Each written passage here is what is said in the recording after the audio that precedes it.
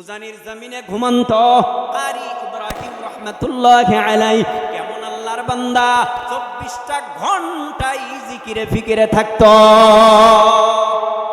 হাঁটতো জিকির, বসতো জিকির, খাইতো, রে মাওলা খাইতে বসছে জিকির ছাড়া চলে না। ওরমা খায়, পোলাও খায়, জর্দা খায়, ফেনি খায়, এত খাওয়ার পরেও এখন শেষ পর্যায়ে জিজ্ঞেস করলো ওই চরমনার জমিনে ঘুমন্ত সৈয়দ ইসহাক রাহমাতুল্লাহি আলাইহি, ও সৈয়দ ইসহাক তুমি আমারে কি খাওয়াইলা? কই কি খাওয়াইলাম? আপনি দেখেন নাই? কোরমা খাওয়াইলাম, পোলাও খাওয়াইলাম, জর্দা খাওয়াইলাম, ফেনি খাওয়াইলাম, কোনো কিছু বাদ রাখি নাই। আমার পিসাব আমার বাড়িতে আসছে, আমার শায়েক আমার বাড়িতে আসছে, যেভাবে যত্ন করার দরকার ওইভাবেই যত্ন করেছি। আল্লাহর ওলি কয় আমি কিছুই টের ভাই নাই কি খাইতেছি। ও ভাই, যার মধ্যে আল্লাহর ভয় আছে সেও বাজার করে, যার মধ্যে আল্লাহর ভয় নাই সেও বাজার করে, দুজনের বাজার এক। আরে কথা কয় না কেন? আরে উনি বাজার করে, মাছ দাম করে, অন্তরে খেয়াল আমার দিকে আল্লাহ তাকায় রইছে। আমার ডানে, আমার বামে, আমার সামনে, আমার পিছনে আর কেউ নাই, আমার আল্লাহ আমার দিকে, আমার আল্লাহ তাকায় রইছে। পানির নিচে ডুব দিলেও খেয়াল আমার আল্লাহ আমার দিকে তাকায় রইছে। বান্দা যখন ঊর্ধ্বগমন করে, বিমানে উঠে, তখনও আমার আল্লাহরে নিয়ে উঠে, তখনও খেয়াল করে আল্লাহ আমার দিকে তাকায় রইছে। লঞ্চে উঠছে, খেয়াল করে আল্লাহ আমার দিকে তাকায় রইছে। নামাজ পড়ছে, এমন সময় খেয়াল করছে আল্লাহ আমার দিকে তাকায় রইছে। ও রোজা রাখতেছে, খেয়াল করতেছে আমার দিকে আমার আল্লাহ তাকায় রইছে। এই বান্দার মধ্যে এমন জ্বালা যন্ত্রণা শুরু হয়, বিবির সামনে ঘুমাইছে, বিবির সাথে ঘুমাইছে, রাত্র গভীর হয়ে গেছে, হঠাৎ কইরা ঘুম ভাঙছে, ঘড়ির দিকে তাকায় দেখে রাত 3টা বেজেছে। কয় না আর ঘুমাবো না, এখন আমি আমার মাওলার কুদরতি কদমে একটু সেজদা দিব আর মাওলারে ডাকবো।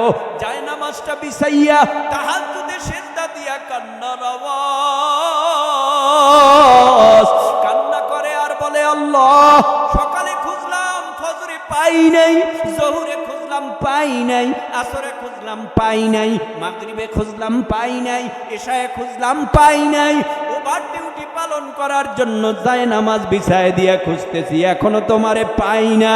আল্লাহ কয় বান্দা তুই আমারে খুঁজতে খুঁজতে তুই আশিক হয়ে গেছো, অপেক্ষা কর, তোর মরণের সময় আমি আল্লাহ আল্লাহর ঘোষণাকৃত জান্নাতটা দেখে দেখে তুই মরবি।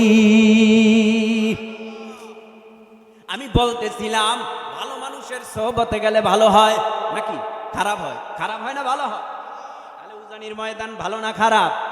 এই ময়দানকে যারা খারাপ বলে তারাই খারাপ। কথা কন না কেন? উজানির ময়দান ভালো, ওখানে গেলে খারাপ মানুষ ভালো হয়। এবার বলেন তো মোহাব্বতের নজরে জিব্বা নাড়াইয়া চরমনাই ভালো না খারাপ?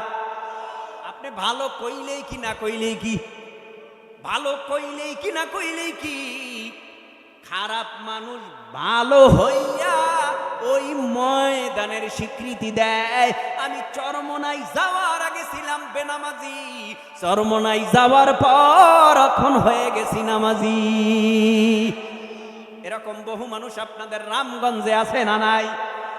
জিকির করতো না, আল্লাহকে চিনতো না, পয়গম্বরের সুন্নাত মানতো না, এখন চরমনাই যাইয়া, তবলিগে যাইয়া, উজানি যাইয়া, আহলে হক বুজুর্গ উলামা ইকরামের সোহবতে যাইয়া এখন আল্লাহর ওলি হয়েছে।